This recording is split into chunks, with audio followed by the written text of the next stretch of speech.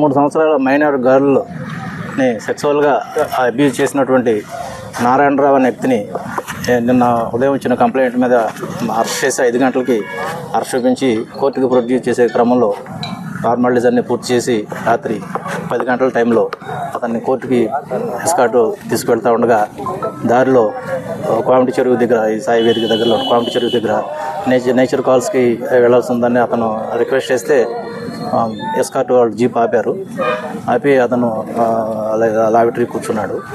అయితే ఈ లోపల గట్టిగా వర్షం పడుతుండడం వల్ల వీళ్ళు కానిస్టేబుల్స్ కొద్దిగా దూరంగా వెళ్ళి చెట్టు కింద నిల్చున్నారు.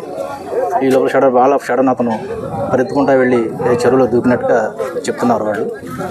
వీళ్ళు కూడా ఇమీడియట్గా చెరువులో దూకి రెస్క్యూ చేయడానికి ప్రయత్నం చేశారు. కానీ చెరువు బాగా లోతుగా ఉండడం, పెద్దగా ఉండడం వల్ల అతను ట్రేస్ కాలేదు. రాత్రి మేము కూడా వచ్చి ఈ ఫైర్ వాళ్ళు కూడా పిలిపించి వెతికిచ్చాం, కానీ దొరకలేదు. ఇప్పుడు గజెత్తగాళ్ళు పిలిపించి చెరువు అంతా జల్లెడ పెడితే బాడీ ట్రేస్ అయింది. అతను చేసిన దానికి పశ్చాత్తాపంతో అతను సిగ్గుపడి బస్ ఆత్మహత్య ప్రయత్నం చేసి ఉండొచ్చు, లేదా యాక్సిడెంటల్గా పడిపోయి ఉండొచ్చు అని భావిస్తున్నాను.